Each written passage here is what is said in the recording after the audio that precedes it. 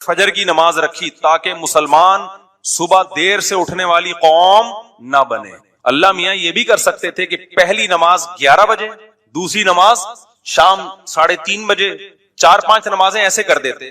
جہلم والی سرکار نے تو کر دی, فجر رکھی ہے اور ظہر کے بارے میں بولا ہے کہ عصر سے 20 منٹ پہلے آپ ظہر عصر پڑھ لیں اور غروب آفتاب ہوتے ہی مغرب عشاء بھی اکٹھی پڑھ لیں. تو یہ عملی طور پر 2 نمازیں ہوئی ہیں, ٹھیک ہے نا. 5 نمازوں کا مطلب ہوتا ہے اپنی تمام مصروفیات کو دوبارہ سے فارغ کر کے نماز کے لیے آنا. ظہر میں آپ سارے کام چھوڑ کے آتے ہو, پھر واپس چلے جاتے ہو, پھر عصر میں الگ سے آتے ہو, پھر واپس چلے جاتے ہو, پھر مغرب میں الگ سے آتے ہو, پھر واپس چلے جاتے ہو, پھر عشاء میں الگ سے آتے ہو. یہ 5 دفعہ قربانی دلوائی جا رہی ہے. اگر اس طرح سے نمازیں اکٹھی کرنے کا اسلام میں حکم ہوتا تو 3 دفعہ قربانی ہوتی, 5 دفعہ قربانی نہیں ہوتی. دیکھو ہم ظہر سے پہلے 4 سنتیں پڑھتے ہیں اور 4 فرض پڑھتے ہیں. ان سنتیں پڑھنے میں کوئی قربانی ہوتی ہے ہمیں؟ اس لیے کہ تو نماز کے لیے آئے ہوئے ہیں نا. تو اگر ہم 4 فرض کے ساتھ 4 عصر بھی پڑھ لیں تو عصر کی قربانی تھوڑی ہی پھر یہ. تو 5 نمازوں کا مطلب ہی 5 ٹائم پہ آنا ہے. اس میں شاپنگ واپنگ ہی تو رکاوٹ بنتی ہے, اور آپ نے شاپنگ کے لیے کہہ دیا ہے. اہل حدیث حالانکہ اہل حدیث یہ مانتے نہیں ہے, لیکن اس کی عادت ہے جہلم والی سرکار کی کہ کسی بھی مسلک میں کوئی بھی الٹا فتویٰ دے رہا ہوگا نا تو اس الٹے مولوی کو لا کے ہائی لائٹ کر کے مسلک کو بدنام کرنا. تو ایک اہل حدیث کا وہ چلایا کہ ایک اہل حدیث کہتے ہیں کہ میں جب 12:30 بجے شاپنگ کے لیے جاتا ہوں نا اپنی بیوی کو لے کے, تو 12:30 بجے ظہر کے ساتھ کیا پڑھ لیتا ہوں. جہلم والی سرکار کا کلپ میں نے خود اپنے کانوں سے سنا ہے کہ 12:30 یا 12 بجے جیسے ہی ظہر کا وقت داخل ہوا تو ظہر کے ساتھ فوراً کیا پڑھ لیتا ہوں, عصر. حالانکہ قرآن میں سورہ نور اللہ کیا کہتے ہیں, رجال لا تلہیہم تجارت ولا بیع عن ذکر اللہ واقام الصلاۃ. مسجدوں میں ایسے لوگ ہوتے ہیں کہ ان کو تجارت اللہ کی یاد اور نماز سے غافل نہیں کرتے, بزنس ہی اللہ کی یاد. اور اللہ فرماتے ہیں مسجدوں میں ہوتے ہیں. پتہ چلتا ہے کہ کہاں آگے پڑھنی ہوتی ہے, جماعت سے بھی اور اپنے ٹائم پہ بھی. اور اسی شاپنگ کو آپ نے ذریعہ بنا لیا 2 نمازیں اکٹھی کرنے کا, اثر گول کر دیا آپ نے.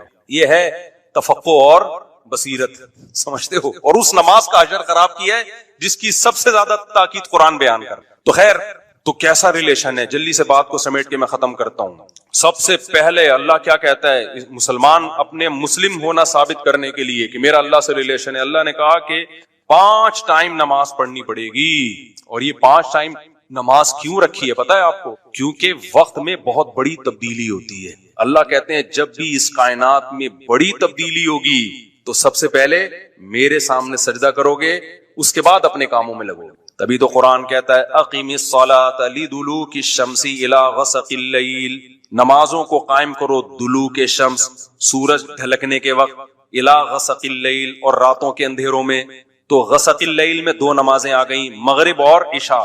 یہ دونوں رات کی نمازیں ہیں, لیکن ان دونوں کے اوقات میں بڑا فرق ہوتا ہے. مغرب میں فل اندھیرا نہیں ہوتا لیکن روشنی بھی نہیں ہوتی, بہت زیادہ وقت میں تغیر ہو جاتا ہے. اور غسق جو ہے لیل جب انتہائی درجے کی ہوتی ہے تو وہ عشاء کا وقت جب بالکل کیا ہو جاتا ہے, اندھیر. آگے اللہ کہتے ہیں وقرآن الفجر, اور پھر فجر کا وقت بالکل ڈیفرنٹ ٹائم ہوتا ہے. مغرب کا وقت باقی اوقات سے بالکل مختلف ہے. سورج ڈھل گیا, غروب ہو گیا, لیکن ابھی روشنی ہے, اندھیرا شروع نہیں ہوا. پھر گھپ اندھیرا ہو گیا. یہ کیا ہے, یہ بڑا تغیر ہو رہا ہے زمین کے اندر. تغیر سمجھتے ہو, تبدیلی, چینجنگ, آسان لفظ استعمال کرنا چاہیے مجھے. بڑی چینجنگ آ رہی ہے ٹائمنگ میں, اور اس سے انسان کے جذبات میں اور احساسات میں بڑا فرق پڑتا ہے. ظہر کا تو فجر کا وقت بالکل ڈیفرنٹ ہے, ابھی دن طلوع ہونے والا ہے. پھر سورج ہوتے ہوتے جب ڈھلکتا ہے نا بالکل بلندی پہ پہنچ کے, تیز تپتی بھی دھوپ ہوتی ہے جس کو اللہ دلوک شمس کہہ رہے ہیں. دلوک کہتے ہیں ڈھلکنا. تو سورج کا جو ڈھلکنا ہے نا, بلندی پہ جا کے لڑکنا نیچے, اس کو کیا کہتے ہیں؟ اس میں اللہ نے 2 نمازوں کا ذکر کر دیا, ظہر اور عصر. اس لیے کہ دلوک جو معتدی ہی ہوتا ہے, گاڑی اردو پھر استعمال کر رہا ہوں, معتدی قابل ذکر دلوک, وہ ایک عصر میں ہوتا ہے, ایک ظہر میں ہوتا ہے. میں نے وہ کلپ ریکارڈ کروایا تھا نا عاقب سعید کو کہ 5 نمازیں اپنے ٹائم پر ہیں, اور یہ قرآن کی عیسائی سے ثابت ہے کہ نمازوں کے 5 ٹائم ہیں, 3 ٹائم کی نمازیں قرآن میں نہیں ہیں. تو اس پہ میں نے کہا تھا کہ دلوک شمس ہے نا, سورج کا ڈھلکنا, تو معتدی ہی ڈھلکنا, قابل ذکر ڈھلکنا ایک ظہر کے وقت ہوتا ہے, ایک عصر کے وقت. کیونکہ عصر کے وقت 45 پہ آ جاتا ہے, اور ظہر کے وقت بلندی پہ جا کے ڈھلکتا ہے.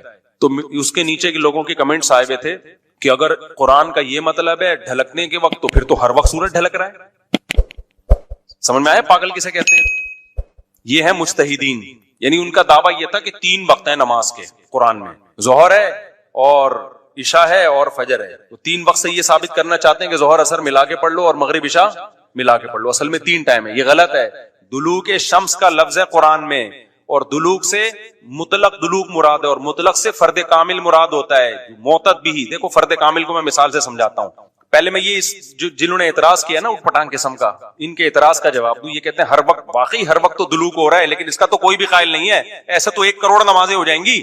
ابے سورج بلندی پہ جا کے جب تک پورا غروب نہیں ہوتا تو ہر سیکنڈ ڈھلک ہی رہا ہے نا، تو کیا ہر سیکنڈ میں نماز پڑھیں گے؟ تو ظاہر ہے قرآن وہ بات کرے گا جو انسانوں کے فہم کے مطابق ہوں گی. تو اس سے صاف پتہ چلتا ہے وہ ڈھلکنا مراد ہے جو قابل ذکر ڈھلکنا ہو. تو قابل ذکر ڈھلکنا جس کو اصطلاح میں کہتے ہیں معتد بھی ڈھلکان، وہ جب ہے جب بلندی پہ جا کے پہلی دفعہ ڈھلکنا شروع ہو اور پھر 45 کے زاویے پہ آ جائے. اس سے زیادہ ڈھلکان والی نماز حدیث سے ثابت بھی نہیں ہے. نہیں آئی میرا خیال ہے بات؟ تو مطلق سے فرد کامل مراد ہوتا ہے. اس کو میں مثال سے سمجھاتا ہوں. دیکھو میں آپ سے کہتا ہوں چائے لے کر آؤ، آپ برف ڈال کے ٹھنڈی چائے لے آئے. میں کہوں گا یہ کیا لے آیا؟ آپ کہیں آپ نے بولا تھا گرم چائے لاؤ. میں بولوں گا جب میں نے چائے کا لفظ مطلق بولا ہے، اس کے ساتھ کوئی گرم یا ٹھنڈے کی قید نہیں لگائی، تو اس سے فرد کامل ہی مراد ہوتا ہے. کامل فرد چائے کا کیا ہے؟ کامل درجے کی چائے کیا ہے؟ جو گرم ہوتی ہے، درمیانی درجے کا میٹھا ہوتا ہے اور مناسب سی پتی ہوتی ہے. میں نے آپ سے کہا چائے لے کر آؤ، آپ 6 چمچ زہر بنا کے نا پتیوں کے ڈال کے لے آئے. اور سب میں نے کہا یہ کیا لے کر آیا ہے؟ آپ کہہ رہے ہیں، آپ بول رہے ہیں چائے. میں کہا بھائی تو زہر بنا دی. تو آپ بولو آپ نے یہ تھوڑی کہا تھا نارمل چائے، آپ نے تو چائے بولا تھا. تو چائے میں تو کوئی بھی چائے. سمجھ میں آ رہی ہے بات کہ نہیں آ رہی؟ یہ چیزیں اصول فقہ میں پڑھی جاتی ہیں جو آج کل کے اسکالرز نے نہیں پڑھی. تبھی قرآن و حدیث کا مطلب بھی ان کو سمجھ میں نہیں آتا. تو المطلق اذا اطلق یراد به الفرد الکامل، یہ اصول فقہ کا مسئلہ ہے اور لغت کا بھی مسئلہ ہے. قاعدہ ہے، ضابطہ ہے کہ جب بھی کوئی لفظ علی الاطلاق بغیر کسی قید کے بولا جائے گا تو فرد کامل مراد ہوتا. اکمل نہیں، اکمل کا مطلب بہت اوپر کی زعفران والی چائے، نہ فرد کامل جو ناقص نہ ہو. زعفران والی چائے لے آؤ گے پھر بھی برا لگے گا. آپ بولو گے بھائی مفتی صاحب آپ نے چائے بولا تھا اور کہا تھا کہ فرد کامل مراد ہوتا ہے، تو میں اس میں زعفران ڈال کے لے آیا. اب میں پتہ نہیں زعفران پیوں نہیں پیوں یار، تو کیا کر کے لے آیا؟ میں تو کامل نہیں، میں تو اکمل. تو میں بولوں گا قاعدہ یہ ہے کہ مطلق جب بولا جاتا ہے تو نارمل جو کامل ناقص نہ ہو، اکمل مراد نہیں ہوتا اس سے. سمجھتے ہو؟ تو یہ قاعدے قرآن و سنت پہ بھی جاری ہوتے ہیں، کیونکہ اللہ میاں نے بھی تو کلام کیا ہے نا، نبی نے بھی تو کلام کیا ہے. تو نبی کے کلام میں بھی وہی لغت کے قاعدے چلیں گے جو عام قاعدے ہیں. سمجھتے ہو گے نہیں سمجھتے؟ تو اب دیکھو قرآن کہہ رہے اقیم الصلاۃ لدلوک الشمس، سورج کے ڈھلکنے کے وقت. تو ڈھلکنے سے فرد کامل جو اس کامل درجے کا ڈھلکنا ہے، تو کامل درجے کا ڈھلکنا ایک جب بالکل بلندی پہ جا کے ڈھلکنا شروع ہوتا ہے، اس کو کہتے ہیں ڈھلکنا، پہلی دفعہ جب ڈھلکنا. اور دوسرا جب 45 کے زاویے پر جو عصر کے قریب کا ٹائم ہے جس میں سورج میں تغیر پیدا ہونا شروع ہو جاتا ہے، تو یہ ڈھلکنا ہے. تو اب جب بھی زمین میں کوئی نیا ٹائم داخل ہوتا ہے نا، تو اللہ کہتے ہیں کیا کرنا ہے؟ سب سے پہلے اللہ کا شکر. تبھی علماء نے اصول فقہ کی کتابوں میں لکھا ہے کہ نمازوں کے جو اوقات ہیں نا، یہی نماز کا سبب ہے. سمجھتے ہو؟ اللہ میاں نے نمازوں کے اوقات کو نماز کا سبب بنا دیا. اب اس بات کو بھی سمجھو، اصل میں نماز کا سبب ہے اللہ کے احسانات. نماز جو ہم پڑھتے ہیں اس کا اصل سبب کیا ہے؟ اللہ کے احسانات. اب اللہ کے احسانات تو 24 گھنٹے ہیں، تو کیا 24 گھنٹے پڑھتے رہیں؟ ظاہر ہے اس میں حرج ہے. تو اللہ میاں نے کیا کیا؟ اللہ میاں نے بولا دیکھو شریعت کا ایک اصول ہے. ابھی کیا تمہیں پورا اصول فقہ بیٹھا کے سمجھاؤں میں، لیکن کیا کریں، سمجھائے بات سمجھ میں آتی نہیں. دیکھو شریعت کا اور کامن سینس کا بھی ایک اصول ہے کہ جب کسی، پہلے مشکل اردو میں سمجھاتا ہوں پھر ایکسپلین کروں. جب کسی حکم کا مدار کسی حقیقی سبب پہ رکھنا ممکن نہیں ہوتا نا، تو سبب ظاہر پر حکم کا مدار رکھا جاتا ہے. مشکل ہے مجھے پتا ہے، آسان کر کے سمجھا رہا ہوں. دیکھو ہم جو سفر میں 2 رکعتیں پڑھتے ہیں، اس کی اصل وجہ ہے مشقت. کیوں ہم 2 رکعتیں پڑھتے ہیں؟ بھائی ٹینشن ہے سفر میں. اللہ نے نماز کیا کر دی کہ بھائی سفر میں آدمی ایسے راحت میں نہیں ہوتا جیسے گھر میں ہوتا ہے نا. تو اللہ میاں نے کیا حکم دیا کہ بھائی کتنی پڑھنی ہے؟ 2 پڑھنی ہے. تو اصل جو وجہ ہے نا سفر میں 4 کی 2 جو اللہ نے کر دی ہیں، اس لیے کہ سفر میں آدمی اتنی خوشی اور راحت میں نہیں ہوتا بلکہ تھوڑی سی ٹینشن میں ہوتا ہے. لیکن اگر اللہ تعالیٰ یہ کہتے کہ ٹینشن ہی پر حکم کا مدار ہے، تو یہ ٹینشن کم ہونے کے بجائے بڑھ جاتی. وجہ اس کی ہے کہ ہم سوچتے رہتے پتہ نہیں مجھے سفر میں ٹینشن ہو بھی رہی ہے کہ نہیں ہو رہی ہے. بعض دفعہ لوگ سفر میں گھر کی نسبت زیادہ خوش ہوتے ہیں. آپ جا رہے ہو جہاز میں یا ٹرین میں، بڑا مزہ آ رہا ہے، آدمی کو یار اللہ میاں نے تو کہا تھا ٹینشن کی، اب تو ٹینشن نہیں ہو رہی. تو وہمی تو ویسے ہی بڑھ جاتا وہمیوں کا پروگرام نا. وہ تو سارا جو 6 گھنٹے جس کا وضو نہیں ہوتا، وہ یہ کیسے سوچے گا کہ مجھے ٹینشن ہو رہی ہے کہ نہیں ہو رہی. پھر اگر ہو رہی ہے تو کتنے کلو ٹینشن ہو رہی ہے. بعض دفعہ ہو رہی ہے لیکن آدمی کہتا ہے یار اتنی تو مجھے گھر میں بھی ہوتی ہے، یا ہو سکتا ہے نہیں ہوتی ہے. تو اسلام ان بکھیڑوں سے نکال کے اللہ میاں نے کیا کیا، بھائی سفر سبب ہے ٹینشن کا، اور ٹینشن سبب ہے نماز کا. تو اصل سبب تو ٹینشن ہے، لیکن اگر ٹینشن پہ میں نے ڈال دیا نا مدار، تو یہ ٹینشن کم نہیں ہوگی، بڑھے گی. لہذا سفر پہ ڈال دیا میں نے، سفر ہوگا تو چھوڑ دو، ٹینشن ہے یا نہیں وہ دو پڑا کرو. نہیں ہے بات، میرا خیال ہے. تو یہ ٹینشن سے بچانے کے لیے اللہ نے کہہ دیا اب سفر میں چاہے انجوائے بھی کر رہا ہوں نا آدمی، تو بھی ہم کتنی پڑھتے ہیں؟ 2 پڑھتے ہیں. اور مقام پہ جتنی مرضی ٹینشن میں ہو پھر بھی پوری 4 پڑھتے ہیں. تو یہ اصول، اور یہ دنیا میں بھی یہ اصول چلتے ہیں. سمجھتے ہو کہ نہیں سمجھتے؟ تو یہاں بھی اللہ نے کیا کیا، اللہ میاں نے فرمایا اصل میں تو تم پہ نماز فرض ہے اس لیے کہ میرے احسانات تم پر بہت ہیں. اب وہ احسانات تو ہر وقت بولو ہوتے رہتے ہیں. اب ہر وقت احسانات ہیں تو اب ہر وقت پڑھتے رہے نماز، وہ تو ناممکن ہے.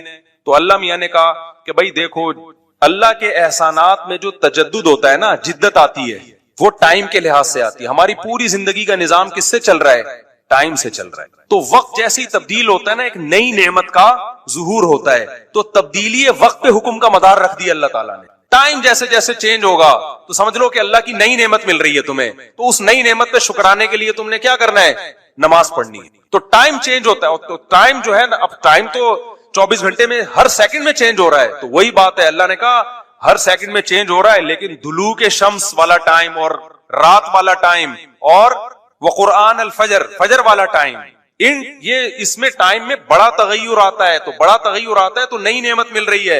اور لہذا جب نئی نعمت مل رہی ہے، حقیقت میں نہ بھی مل رہی ہو اور حقیقت میں اس سے پہلے بھی مل رہی ہو نہیں، لیکن اب فرض یہ کر لیا گیا ہے کہ جب ٹائم چینج ہوگا تمہیں نئی نعمت ملے گی، اور نئی نعمت ملے گی تم پر لازم ہے کہ اللہ کا شکر ادا کرو. تو اس لیے علماء نے اس مسئلے کو بڑا اچھا سمجھا، اصول فقہ میں ایکسپلین کیا ہے کہ نمازوں کا جو سبب ہے نا وہ کیا ہے؟ اوقات کی تبدیلی. جیسے 2 رکعتوں کا سبب سفر ہے، حالانکہ اصل میں نہیں ہے، اصل میں تو کچھ اور ہے، لیکن اب اللہ نے کیا بنا دیا سفر کو. تو ایسے ہی نمازوں کے واجب ہونے کا سبب کیا ہے؟ وہ وقت میں بڑی تبدیلی. تو یہ 5 ٹائم اس زمین پر ایسے ہیں جس میں بڑی تبدیلی ہوتی ہے، اور ان بڑی تبدیلیوں سے انسان کو اللہ کی نعمتوں کا احساس ہوتا ہے. اگر یہ ٹائم رک جائے نا تو ہماری زندگیوں کی رنگینیاں ختم. صرف فجر ہی کا ٹائم ہو، ظہر میں جو الگ سی انسان کی فیلنگ ہوتی ہے، عصر میں الگ فیلنگ ہوتی ہے، مغرب میں الگ. انجوائے کرتا ہے انسان لائف کو، نہ ہر وقت اسے مغرب کا ٹائم چاہیے، اسے عشاء بھی چاہیے، لیکن ہر وقت عشاء نہیں چاہیے. اسے فجر کی بہاریں بھی چاہیے، لیکن ہر وقت فجر کی بہاریں نہیں چاہیے. اسے دوپہر کی چلچلاتی دھوپ بھی چاہیے، ہر وقت نہیں چاہیے. شام کی ٹھنڈی چھاؤں بھی چاہیے جو عصر کے ٹائم ہوتی ہے. اور کیسے سمجھائے میرے بھائی، میرے پاس اس کے علاوہ تبھی تو 5 نمازیں، تو 2 نمازیں اکٹھی بیٹھی نہیں ہوتی، سمجھ رہے ہو؟ کیونکہ اوقات 5 ٹائم چینج ہوتے ہیں اور بڑی تبدیلی آتی ہے. تو 3 ٹائم کیوں پڑھ رہے ہو بھائی تم نماز؟ باقی قرآن و حدیث کے حوالے کیا ہیں وہ میں انشاءاللہ بھی ریئیکشن ریکارڈ کرواؤں گا، اس پہ وہ آ جائیں گے. تو میرے بھائی، تو یہ اسلام ہے جو ہمیں کہتا ہے کہ جب وقت میں بڑی تبدیلی ہو تو تمہیں اللہ کی نعمت کو واقعی ہوتا بھی ہے. آپ رات کو سو جاؤ ٹائم پہ، صبح صادق کا وقت جب ہوتا ہے نا، نیند پوری ہوتی ہے. خدا کی قسم دل میں ذرا سی بھی اللہ کی محبت کا جذبہ ہونا تو انسان کے دل میں اللہ کی محبت کی چنگاریاں پیدا ہوتی ہیں صبح کے ٹائم کہ میرے رب نے مجھے رات کو سلا دیا اور بالآخر اب سورج دوبارہ سے نکل کے اپنی ذمہ داری پوری کرنے والا ہے. دل چاہتا ہے اللہ کو راضی کروں، اٹھوں، میں اللہ کے سامنے جاؤں. ہم تو پوستیوں کی طرح میجورٹی تو سوری ہوتی ہے نا، اٹھتی 12 بجے کم وقت، اس کو کیا پتا وہ صبح اور وہ چھاؤں ستاروں کی اور وہ نور. شاعر نے کہا تھا، اگلا مصرع بھول گیا کیونکہ نبی میں رٹا لگا کے یاد کیا تھا 9th کلاس میں اردو ادب میں. وہ صبح اور وہ چھاؤں ستاروں کی اور وہ نور، دیکھے تو غش کرے ارینی گوئے اوجے دور. واہ واہ، اب یاد آ گیا. آپ کو سمجھ میں نہیں آیا ہوگا کیونکہ اردو برباد ہو رہی. شاعر نے کہا ہے ارینی، موسیٰ علیہ السلام نے کوہ طور میں کہا تھا نا ارینی، اے اللہ مجھے اپنا جلوہ دکھا. تو گوئے اوجے طور، طور کے پہلو سے جو آواز آئی تھی نا ارینی، تو وہ والا منظر، وہ روحانی منظر ہوتا ہے. وہ صبح اور وہ چھاؤں ستاروں کی اور وہ نور، یعنی ستاروں کی چھاؤں کے بعد جب صبح پیدا ہوتی ہے نا تو وہ کوہ طور والا منظر، روحانی منظر پیدا ہوتا ہے جب کوہ طور سے موسیٰ علیہ السلام کی ارینی کی آواز آئی تھی. شاعروں کا تخیل ہوتا ہے، کوئی میرے پہ توہین کا فتویٰ نہ لگا دینا بھائی. تو فتوے مارکیٹ میں توہین کے آج کل بہت ہلکے چل رہے ہیں. تو ہم اپنے بیان کی طرف چلتے ہیں. تو یہ 5 نمازیں اللہ نے کیا کر دی میرے بھائی؟ بولو. اصل تو عبادت اسلام میں ہے ہی نماز. اصل کیا ہے؟ 5 ٹائم دن میں. تبھی علماء کہتے ہیں معافی نہیں ہوتی ہے، موت تک چلتی رہتی، کیونکہ ٹائم آتا رہتا ہے نا. ٹائم آئے گا تو نماز لازم ہوتی رہے گی. یا تو ٹائم روک لو. ہم جب گئے تھے وہاں ناروے میں تھے نا, تو بہت لمبی رات تھی, تو وہاں ٹائم رکا ہوا تھا رات کا, تو مغرب اور عشاء اور فجر میں ٹھیک ٹھاک فاصلہ ہوتا. فجر 8:45 بجے ہو رہی تھی صبح, اور عشاء میرا خیال ہے 4:30-5 بجے. فجر کی قضا ظہر سے پہلے پڑھیں یا بعد میں؟ اگر فجر کی نماز قضا ہو جائے تو کیا ظہر کی نماز سے پہلے فجر کی قضا پڑھیں یا ظہر کی نماز کے بعد قضا پڑھیں؟ محمد مرسلین انڈیا سے. پہلے پڑھیں.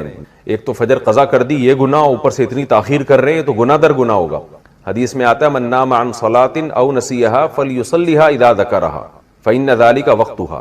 صحیح حدیث ہے, آپ صلی اللہ علیہ وسلم نے فرمایا کسی کی آنکھ نہ کھلے نماز میں یا بھول جائے تو جیسے ہی یاد آئے یا جیسے ہی جاگ آئے فوراً نماز پڑھے وہ, اور یہی پھر اس کا وقت ہوگا. تو اس میں تاخیر کرنا ٹھیک عمل نہیں ہے. تو ظہر تک بھی ڈیلے نہ کریں اس کو, یہ بھی غلط ہے. قضا نمازیں کس طرح پڑھیں؟ قضا نمازیں کس طرح پڑھنی چاہیے؟ کیا ان کی 5 نمازیں اکٹھے ایک وقت میں پڑھ سکتے ہیں؟ وحید اللہ خان کوہاٹ سے. جی ہاں, ایک وقت میں, ایک دن میں آپ پڑھ سکتے ہیں, ایک ٹائم پہ بھی پڑھ سکتے ہیں. 5 نہیں بلکہ وطر کی قضا بھی واجب ہے, تو وطر ملا کے 6 ہو جائیں گے, تو وہ قضا اکٹھی بھی پڑھ سکتے ہیں. اور نیت یہ کرنی ہے کہ میرے ذمے, جیسے فجر آپ پڑھ رہے ہیں تو نیت یہ کریں میرے ذمے فجر کی جتنی نمازیں لازم ہیں ان میں سے میں سب سے پہلی نماز پڑھ رہا ہوں. تو دوبارہ جب فجر پڑھیں گے تو بھی یہ نیت کریں گے کہ میرے ذمے فجر کی جتنی نمازیں ان میں سب سے پہلی, اس لیے کہ وہ جو پڑھ چکے ہیں وہ تو ذمے میں رہی نہیں ہے نا, تو اب جو ذمے میں رہ جائیں گی ان میں سب سے پہلی. تو اسی طرح پڑھتے چلے جائیں, وطر بھی اور ظہر بھی اور عصر بھی, اور اس میں سنت نہیں پڑھی جائے گی. سنتوں کی جگہ قضا نمازیں پڑھ سکتے ہیں. کیا عصر اور عشاء کی سنتیں غیر مؤکدہ نہ پڑھیں اور اس کی جگہ قضا نماز پڑھ لیں؟ اس طرح نفل بھی نہ پڑھیں تو کیا یہ صحیح ہے؟ محمد آصف صاحب انڈیا سے. جی ہاں صحیح ہے, یہ سنت مؤکدہ تو نہ چھوڑیں لیکن غیر مؤکدہ قضا عمری کی خاطر چھوڑ دیں. کیا صرف فرض نماز پڑھنا ٹھیک ہے؟ اگر کوئی شخص سنت مؤکدہ اور غیر مؤکدہ اور نوافل چھوڑ کر صرف فرض اور واجب ہی ادا کرتا ہے تو کیا اسے گناہ ہوگا اور آخرت میں حساب ہوگا یا نہیں؟ نیز کیا اس کی قضا کرنی ہوگی؟ دیکھیں, نوافل چھوڑ دیتا ہے یا سنت غیر مؤکدہ چھوڑ دیتا ہے تو کوئی گناہ نہیں ہے, لیکن اگر صرف سنت یعنی فرائض پہ اکتفا کرتا ہے اور سنت مؤکدہ کبھی بھی نہیں پڑھتا تو پھر یہ گناہ گار ہے, کیونکہ سنت مؤکدہ کو ہمیشہ کے لیے ترک کر دینا علماء کہتے ہیں اس میں گناہ کا خطرہ ہے اور یہ شخص قابل ملامت ہے, کیونکہ سنت مؤکدہ یہی ہے جس کی تاکید بہت زیادہ ہے. جیسے فجر کی 2 سنتیں آپ صلی اللہ علیہ وسلم ہمیشہ پڑھا کرتے تھے, حتیٰ کہ فجر کی سنتیں سفر میں بھی نہیں چھوڑی آپ صلی اللہ علیہ وسلم نے. تو باقی سنتوں کا بھی جو مؤکدہ ہیں ان کا اہتمام ضروری ہے. کبھی کبھار چھوٹ جائیں تو کوئی حرج نہیں ہے اس میں, جیسے سفر میں چھوڑ دیں یا کوئی ایمرجنسی ہے یا بہت زیادہ تھکاوٹ ہے, کبھی کبھار چھوڑنے میں کوئی حرج نہیں. فجر کی سنتیں رہ جائیں تو کب پڑھیں؟ کیا ہم فجر کی نماز کے بعد سنت پڑھ سکتے ہیں؟ بعض لوگ بولتے ہیں کہ تم پڑھ سکتے ہو اور بعض لوگ کہتے ہیں کہ نہیں بلکہ طلوع آفتاب کے بعد پڑھ سکتے ہو. اس بارے میں رہنمائی فرمائیں. عاصم نصیر کشمیر سے. یہ مسئلہ علماء کے مابین اختلافی ہے. امام احمد بن حنبل, امام شافعی کے نزدیک جائز ہے کہ فجر کی فرض نماز کے فوراً بعد آپ سنتیں پڑھ لیں, لیکن امام حنیفہ رحمہ اللہ تعالیٰ کے نزدیک فوراً بعد نہیں بلکہ اشراق کے وقت آپ پڑھیں, اور یہ عبداللہ بن عمر سے ثابت بھی ہے عملاً کہ, اور یہ جو حدیث میں آتا ہے کہ نماز کے بعد سنتیں پڑھی جائیں تو احناف کے ہاں اس کا مطلب یہی ہے کہ نماز کے بعد اس وقت جب مکروہ وقت گزر جائے اور وہ اشراق کے وقت گزر چکا ہوتا ہے, کیونکہ فجر کی نماز کے بعد نوافل نہیں ہے. تو اس لیے, اور صحابہ سے بھی منقول ہے, تو کسی وقت میں انشاءاللہ پورے ریفرنس کے ساتھ اس پہ دلائل ریکارڈ کروا دوں گا. ابھی تو صرف سائل نے جتنی بات پوچھی ہے تو صرف ٹو دا پوائنٹ اسی بات کا جواب دے رہا ہوں کہ فقہ حنفی میں یہی ہے کہ آپ اشراق کے وقت پڑھیں, فوراً بعد نہ پڑھیں. باقی اگر کوئی فجر کے فوراً بعد پڑھ رہا ہے, وہ فقہ حنفی کو فالو نہیں کرتا تو اس کو پڑھنے دیں, اس میں پھڈے بازی والی بات نہیں ہے. آپ اس پر عمل کریں کہ ایک مسلک کو فالو کرنا چاہیے, دوسرے پہ تان و تشنیع نہیں کرنی چاہیے. یہ اسلاف کا طریقہ تھا اور یہی طریقہ اس امت میں ایک ایسا طریقہ ہے جس سے امت اختلاف سے بچ سکتی. اپنے دلائل دوسرے پر تھوپنا اور یہ کہنا کہ میں صحیح ہوں تم غلط ہو, اس سے امت میں اتحاد پیدا نہیں ہوگا. اتحاد اسی سے ہوگا کہ آپ ایک مسلک پہ اگر عمل کر رہے ہیں تو آپ اس پر عمل کریں, دوسرے کو آپ برا بلا نہ کہیں. تو حنفیہ کا اس بارے میں 2 ٹوک اور واضح موقف ہے, اور یہ آثار صحابہ سے بھی ثابت ہے کہ فجر کی آپ کی 2 سنت اگر چھوٹ جائیں تو فوراً بعد نہ پڑھی جائیں بلکہ اشراق کے وقت میں پڑھی جائیں. اور یہ اشراق کے وقت میں پڑھنا افضل ہے, کوئی لازم نہیں ہے. بہتر ہے کہ اس کو پڑھ لیا جائے. فجر میں الارم نہیں بجا تو قضا کا گناہ ہوگا. اگر کوئی فجر کا وقت ختم ہونے کے 45 منٹ بعد فجر کی نیت سے جاگا اور اٹھ کر موبائل دیکھا کہ الارم کیوں نہیں بجا, پھر وضو کر کے فرض نماز کی قضا کی, کیا اسے بھی قضا کرنے کا گناہ ملے گا یا پھر یہ معاف سمجھا جائے گا؟ عارف شیخ انڈیا سے. عارف شیخ صاحب, اگر پورا انتظام اس نے فجر میں اٹھنے کا کیا تھا پھر بھی بیچارے کی آنکھ نہیں کھلی تو پھر کیوں گناہ ملے گا؟ حدیث میں آتا ہے کہ لیس فی النوم التفریط فی الیقظہ. آپ صلی اللہ علیہ وسلم نے فرمایا کہ سوندے میں کوتاہی نہیں ہے. کوئی آدمی اگر سو جائے اور آنکھ نہ کھلے, خود آپ صلی اللہ علیہ وسلم کے ساتھ ایسا ہوا صحیح بخاری میں کہ اس کو آپ صلی اللہ علیہ وسلم کی آنکھ نہیں کھلی, کیونکہ حضرت بلال جنہوں نے جگانا تھا ان کی آنکھ نہیں کھلی, تو حضرت بلال کہ جب سورج کی کرنیں آپ کے چہرے پہ پڑی ہیں تو حضرت بلال کی آنکھ کھلی تو آپ نے سب کو اٹھایا. تو پورا انتظام آپ جاگنے کا کر کے سوئے پھر بھی آنکھ نہیں کھلی تو وہ معاف ہے. آپ صلی اللہ علیہ وسلم نے فرمایا کہ من نام عن صلاۃ او نسیہا فلیصلیھا اذا ذکرھا, کہ جو آدمی نماز سے سو جائے یا بھول جائے تو جیسی یاد آئے اس وقت پڑھ لے, جیسی جاگ آئے اس وقت پڑھ لے. تو اس کا مطلب انسان کے ساتھ یہ ہو سکتا ہے کہ آنکھ نہ کھلے. قضا نماز کی جہنم میں کیا سزا ہے؟ قضا نماز ہونے پر 88 کروڑ سال دوزخ میں رہنے کی سزا بیان کی جاتی ہے. کیا اس تعداد کا ذکر قرآن مجید میں کہیں آیا ہے؟ برائے مہربانی اس بارے میں بتا دیں. ذیشان خان پشاور سے. ایسی کوئی متعین مدت نہ قرآن میں ہے نہ کسی مستند حدیث میں ہے کہ 88 کروڑ سال. ہاں یہ ضرور ہے کہ اسلام میں نماز قضا کرنے سے بڑا گناہ کوئی ہے نہیں. شاعر اسلام میں سے, اسلام کی علامت میں سے. تو جہنم میں شرک کے بعد اگر سب سے بڑی سزا کسی کو دی جائے گی نا تو وہ بے نمازی کو دی. حقوق العباد میں قاتل کو, حقوق العباد میں سب سے بڑی سزا قرآن نے جو بیان کی ہے وہ قاتل کے بیان کی, کیونکہ جس نے انسانی زندگی, انسان سے اس کی زندگی کا حق چھینا ہے. اور حقوق اللہ میں شرک کے بعد جو سب سے بڑا جرم ہے اسلام میں وہ ہے نماز کا قضا کرنا. تو سب سے بڑی سزا نمازی ہی, بے نمازی ہی کو ملے گی اور قاتل کو ملے گی. اب کتنی ہے اس کے میں نے بتایا کہ کوئی ہمیں نہیں ملتا کہ اتنے سال رہے گا. یہ ہے کہ بہت عرصہ رہے گا جہنم. جہنم میں تو بھائی تھوڑے دن کی سزا, تھوڑے ٹائم کی سزا بھی بہت سخت ہے. اللہ نے بہت سخت آگ رکھی ہے. تو آپ سوچیں کہ طویل عرصے تک جہنم میں جلنا یہ کتنی بڑی سزا ہے. تو اس بحث میں پڑھے بغیر کہ کتنے سال جلے گا, اس بحث میں نہیں پڑھنا چاہیے. اصل جو پڑھنے کی چیز ہے وہ یہ ہے کہ ہم توبہ استغفار کریں, اور اگر کوئی شخص نماز قضا کرتا ہے تو توبہ کرے اس جرم سے, اور آئندہ کے لیے اللہ سے معاہدہ کرے وہ نماز کی پابندی کرے. مسافر ہو اور نماز 4 رکعت ہے تو اگلی 2 رکعتوں میں مقتدی سورہ فاتحہ نہیں پڑھے گا, کیونکہ امام کی قرات مقتدی کے لیے کافی ہے. لیکن اب امام تو رہا ہی نہیں, تو اب کوئی قرات نہیں کر رہا, تو پھر سورہ فاتحہ کیوں نہیں پڑھنی چاہیے؟ انجینئر بہت بولتا ہے. انجینئر سے تو میں نے کچھ سوالات کیے ہیں, وہ انشاءاللہ اب اگر اس میں عقل ہوگی تو نہیں بولے گا, وہ سمجھداری ہوگی تو نہیں بولے گا. رہا یہ مسئلہ کہ امام 2 رکعتیں پڑھ کے سلام پھیرتا ہے, ہم تیسری اور چوتھی رکعت میں کھڑے ہوتے ہیں اور سورہ فاتحہ نہیں پڑھتے, تو امام کی قرات مقتدی کے لیے کافی ہوتی ہے. وہ اس صورت میں ہو کہ امام بھی تو ہو, اب تو امام ہے نہیں نا. تو اب امام ہے, آپ کو لگ رہا ہے کہ نہیں ہے لیکن وہ امام ہے. کیوں ہے؟ اس لیے کہ جب امام 2 رکعتیں پڑھتا ہے, ظہر کی 2 رکعتیں پڑھ رہا ہے, تو حکماً اس کی وہ 4 رکعتیں ہی ہیں, کیونکہ شریعت نے اس کی 4 کو سمیٹ کے کیا بنا دیا ہے 2. اور آپ اس کے پیچھے جب 4 پڑھ رہے ہو تو پوری نماز آپ ظہر کی امام کے پیچھے پڑھ رہے ہو. یہی وجہ ہے کہ آپ کو پوری جماعت کا ثواب ملتا ہے, آدھی جماعت کا ثواب نہیں ملتا. کسی کی 2 رکعتیں امام کے پیچھے ہوں اور 2 اپنے طریقے سے ہوں تو وہ آدھی امام کے پیچھے کہلائے گی, آدھی انفرادی کہلائے گی. تو اگر آدھی انفرادی کہلاتی یہ والی نماز, تو شریعت پھر آپ کو امام مسافر کے پیچھے نماز پڑھنے کی اجازت نہیں دیتی, بلکہ شریعت کہتی ایسے امام کے پیچھے نماز پڑھو جو پوری 4 پڑھا رہا ہو, کیونکہ پوری 4 رکعتیں جماعت سے پڑھنا واجب ہے. بات آ رہی ہے سمجھ میں؟ تو اس سے پتہ چلتا ہے کہ شریعت نے حکماً ہمیں پوری 4 رکعتوں میں امام کے پیچھے ہی سمجھا ہے. ہماری 4 امام کی 2 کے برابر ہیں. گویا امام کی 1 رکعت میں ہماری 2 رکعتیں ہو رہی ہیں, اور امام کی اگلی 1 رکعت میں بھی ہماری 2 رکعتیں ہو رہی ہیں. حکماً ہم امام کے پیچھے ہی سمجھے جائیں گے.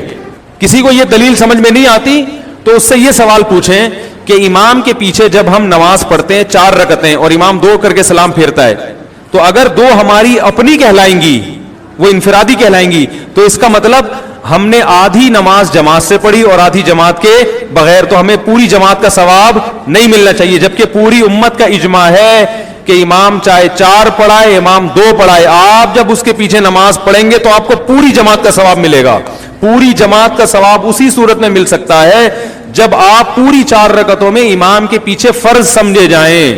یہ سمجھا جائے, یہ فرض کیا جائے کہ آپ امام کے پیچھے ہیں. اس کی ہمیں نظیر بھی ملتی ہے شریعت میں. وہ نظیر ہمیں یہ ملتی ہے کہ اگر کسی کی کوئی نماز میں سو جائے, دیکھو 1 رکعت ہوئی ہے, امام سجدے میں ہے, آپ بھی سجدے میں گئے, آپ کی آنکھ لگ گئی, یا امام کی آخری رکعت تھی, 4تھی رکعت, امام سجدے میں سو گیا, امام کی کیا لگ گئی, آپ کی آنکھ لگ گئی, اور امام نے قاعدہ کر کے سلام پھیر لیا. آپ جب سجدے میں تھے تو آپ فوراً اٹھو گے اور قاعدہ کر کے آپ بھی سلام پھیرو گے, حالانکہ امام سلام پھیر کے نماز مکمل کر چکا ہے, لیکن آپ امام کے پیچھے ہی سمجھے جاؤ گے. سمجھ میں نہیں آ رہی بات, کیونکہ آپ نیند کی وجہ سے امام تک پہنچنے میں لیٹ ہو گئے ہیں. امام سلام پھیر چکا ہے, مگر آپ جو سلام پھیرو گے وہ امام کے پیچھے والا ہی سلام کہلایا جائے گا. آپ کی یہ نماز الگ سے نہیں کہلائے گی. اگر اس کو الگ سے مانے تو نماز ٹوٹ گئی آپ کی. کیوں ٹوٹ گئی؟ اس لیے کہ آپ نے تو پوری نماز امام کے پیچھے اقتدا کی تھی, آدھی اپنی آدھی امام کے پیچھے کی اقتدا آپ کی, بولو بھائی, نہیں تھی. اب لوگ اس پہ پتہ ہے کیا کہیں گے, عقلی باتیں کر کے یہ مسئلہ سمجھا رہے ہیں, حدیث سے کوئی حوالہ نہیں دیا. لوگ اس پہ کمنٹس کریں گے مفتی صاحب نے حدیث سے کوئی حوالہ نہیں دیا. حدیث سے حوالہ دینا آپ کے ذمے ہے, سمجھ رہے ہو, کیونکہ ہمیں قرآن و سنت سے, صحابہ کے عمل سے, تابعین سے یہی پتا چلتا ہے کہ جو امام کے پیچھے 4 رکعتیں پڑھے گا اور امام 2 پڑھے گا, یہ پوری نماز امام کے پیچھے ہی شمار ہوگی, لہذا پوری جماعت کا ثواب ملے گا.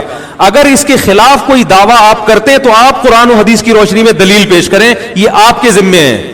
مجھ پر آپ یہ تانا نہ دیں کہ عقلی باتیں کر رہا ہے. آپ جو باتیں کر رہے ہیں وہ نہ عقل سے ہے, نہ قرآن و حدیث سے, نہ اس پاس عقل سے کوئی دلیل اور نہ قرآن و حدیث سے کوئی دلیل.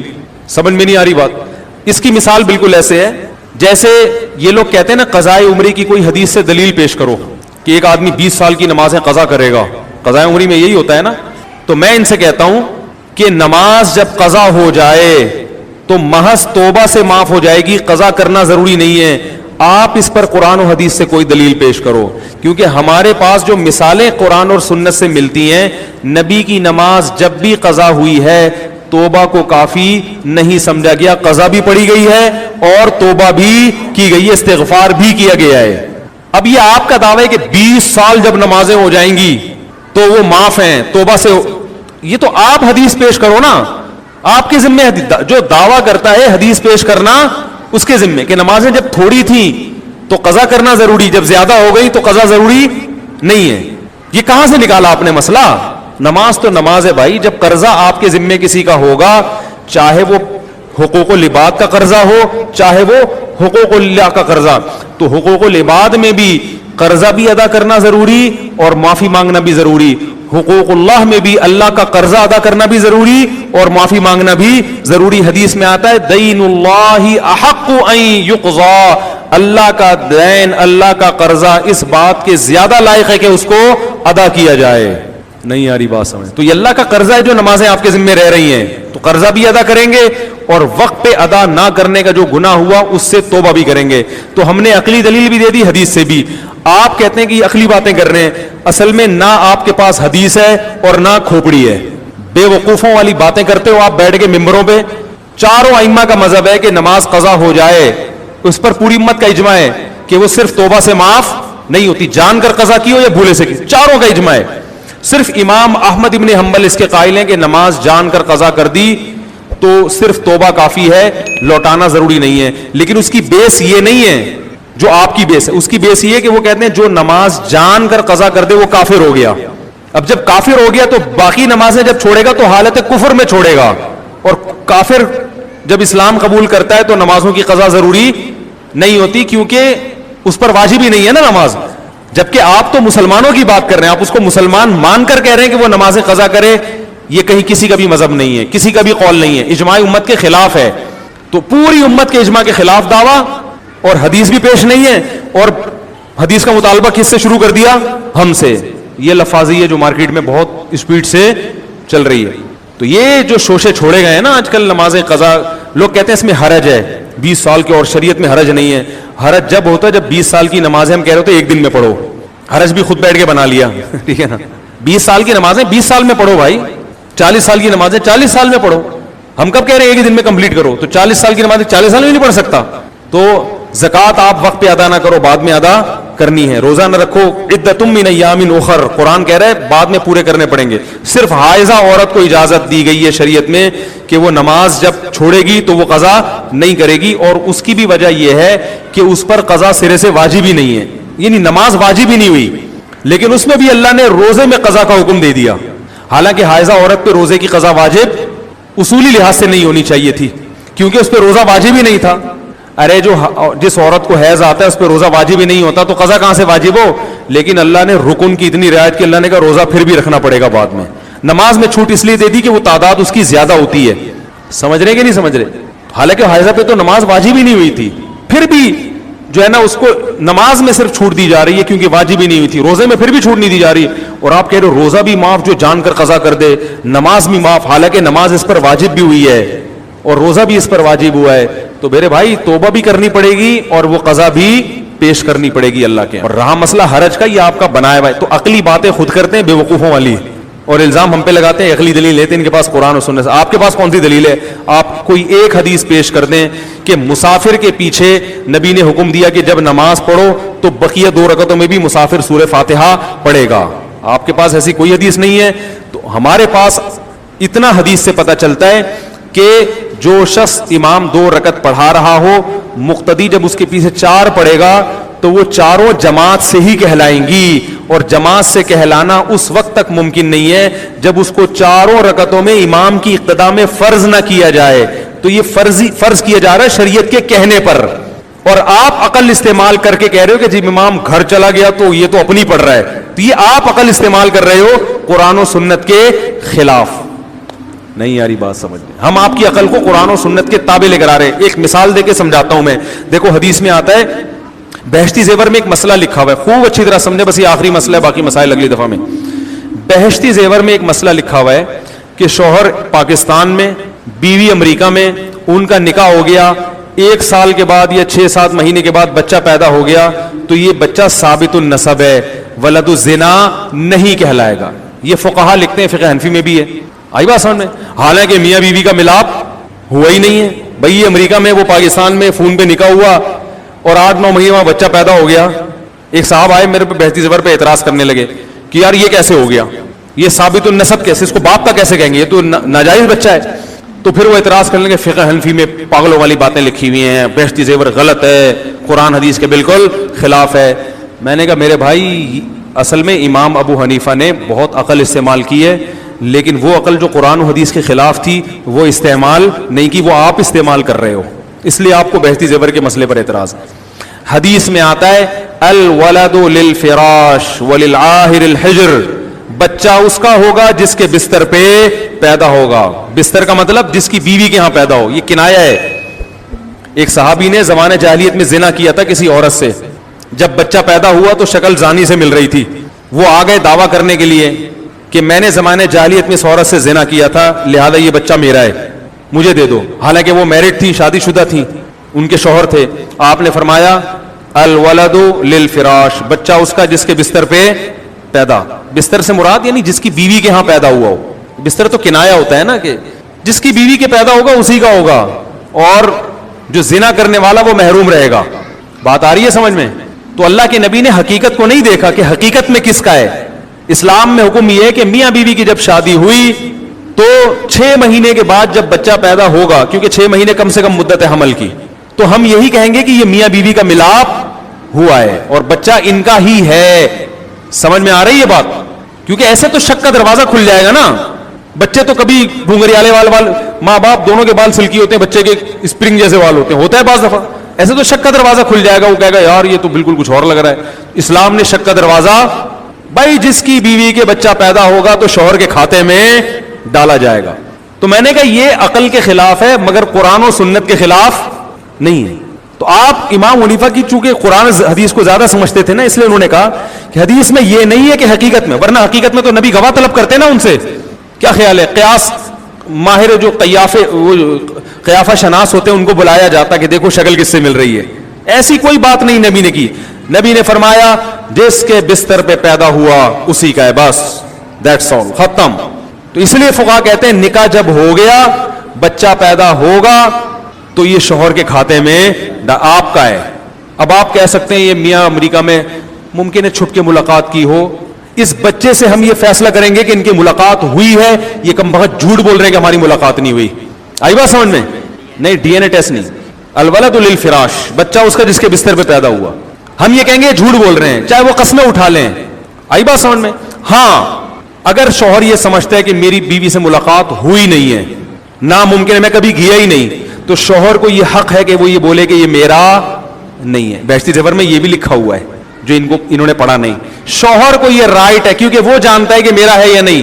شوہر کو یہ رائٹ ہے کہ وہ یہ بولے کہ یہ میرا نہیں ہے. لیکن شریعت اس دعوے کو اتنے آرام سے قبول نہیں کرتی. شریعت کہتی ہے تم نے جو یہ کہہ دیا کہ میرا نہیں ہے, اس کا مطلب تم یہ کہہ رہے ہو کہ تمہاری بیوی نے زنا کیا ہے. زنا کیا تو 4 گواہ لے کر آؤ. نہیں یاری بات. تو اسلام نے یہ شک و شبوک کے دروازے کیا کر دیے ہیں؟ بند. بھائی شادی کے بعد جب بچہ پیدا ہوگا تو ثابت النسب ہی ہوگا. شوہر کو شک ہے نا تو شوہر الزام لگا دے میرا نہیں ہے, میں تو ملا ہی نہیں, میرا ہے ہی نہیں. تو جب آپ کا نہیں ہے اس کا مطلب آپ کیا کہہ رہے ہو؟ بیوی کیا ہے؟ زانی ہے. زانی ہے تو 4 گواہ لے کر آؤ. اتنا بڑا الزام لگایا آپ نے. 4 گواہ نہیں ہے آپ کے پاس تو پھر آپ لعان کریں گے عدالت میں جا کے, 4 قسمیں اٹھائیں گے کہ اللہ کی قسم میری بیوی نے زنا کیا ہے, یہ بچہ میرا نہیں ہے. 5ویں دفعہ میں آپ کہیں گے کہ مجھ پر اللہ کا کل کی لعنت ہو اگر میں جھوٹ بول رہا ہوں. یہ لعان ہوگا. پھر عورت سے بھی 4 قسمیں اٹھوائی جائیں گی کہ اللہ کی قسم اٹھا کے کہہ رہی ہوں کہ یہ اسی کا بچہ ہے, یہ زنا کی مجھ پہ جھوٹی تہمت لگا رہا ہے, اور اگر میں جھوٹی ہوں تو اللہ کا مجھ پر غضب ہو. یہ 5 جب قسمیں پوری ہو جائیں گی تو نہ شوہر کا سچا ہونا ثابت ہو رہا ہے نہ عورت کا, کیونکہ دونوں نے قسمیں اٹھا لی نا. پھر عدالت کیا کرے گی؟ دونوں کے نکاح کو ختم کر دے گی, اور اس بچے کو نہ تو ولد الزنا کہا جائے گا کیونکہ زنا کا کوئی ثبوت ہمارے پاس نہیں ہے, اور اس کو ماں کی طرف منسوب کر دیا جائے گا کیونکہ شوہر اس کی نفی کر رہا ہے. یہ قرآن سے ہمیں پتہ چلتا ہے. اور اگر عورت مان لے کہ میں نے زنا کیا تھا, وہ قسم نہ اٹھائے, تو پھر بچے کو ولد الزنا قرار دیا جائے گا اور عورت کو رجم کی سزا دی جائے گی. اس پروسیس کے بغیر بچے کی نفی اسلام میں ممکن نہیں ہے. اور میں نے کہا آپ جو بے وقوفانہ باتیں کر رہے ہو بہتی زیور کے بارے میں, جو آپ بتا رہے ہو کہ کیسے ہو گیا, بس ایسے ہی کہ امریکہ میں اور وہ جاپان میں کیسے ہو گیا کیسے ہو گیا, میں نے کہا اس کا مطلب آپ کہہ رہے ہو بیوی زانی ہے تو زنا کی تہمت تو لگاؤ, تو پھر تو شریعت میں زنا کی خالی پیلی کی تہمت آپ نہیں لگا سکتے, وہ اس پروسیس سے گزرنا پڑے گا. 4 گواہ لے کر آؤ. وہ کہے میرے پاس گواہ نہیں ہے تو لعان آپ نہیں کر سکتے. لعان کون کرے گا؟ شوہر. صرف شوہر کو رائٹ ہے لعان کرنے کا, شوہر کے علاوہ کسی اور کو لعان کا حق نہیں ہے. تو آپ چپ کر کے بیٹھ جاؤ. بہشتی زیور میں جو لکھا ہے قرآن حدیث کی روشنی میں لکھا ہوا ہے. آئی بات سمجھ میں؟ ٹھیک ہے. تو میں تبھی کہتا ہوں یہ لوگ جو بہشتی زیور پہ اعتراض کرتے ہیں کہ میرے سامنے بتاؤ تو میں ان کو بتاؤں گا قرآن اس کے مطابق کیا ہے, اور یہ اپنی عقل استعمال کر رہے ہوتے ہیں قرآن و حدیث کے خلاف. تو بچے کی نفی کا حق صرف شوہر کو ہے, لیکن شوہر اتنے آرام سے نفی نہیں کر سکتا, چاہے بیوی جاپان میں ہو, انڈونیشیا میں, مریخ پہ ہی کیوں نہ ہو. وہ بہت سے لوگ ہوتے ہیں کہتے ہیں یار شادی ہوئی ہے وہ بچی مریخ پر, وہ کیسے ہوئی؟ تو چاند پہ گیا ہوا تھا میں ان دنوں میں, تو بچہ کیسے ہوگا؟ ہم کہیں گے ٹھیک ہے, یا تو مانو تمہارا بچہ ہے, انکار کرو گے تو اس پروسیس سے گزرنا پڑے گا. تبھی علماء کہتے ہیں کہ آج اگر کسی شادی شدہ خاتون کے بچہ پیدا ہو گیا تو شوہر نفی کر ہی نہیں سکتا, کیونکہ ہماری عدالتوں میں لعان کا قانون ہے ہی نہیں, اور یہ عدالت ہی کر سکتی ہے لعان, عام آدمی کو لعان کا حق نہیں. آئی بات سمجھ. لہذا آج تو لعان کا آپشن بھی کیا ہو گیا, کیونکہ عدالت کو رائٹ ہے, عام آدمی نہیں جرگہ لگا کے قسمیں اٹھوا سکتا ہے. یہ حکومت کو حق حاصل ہے. حکومت اپنی ذمہ داری پوری نہیں کر رہی, تو اب شادی شدہ عورت کے جب بھی بچہ پیدا ہوگا تو وہ آپ کو ماننا پڑے گا کہ یہ میرا ہی ہے.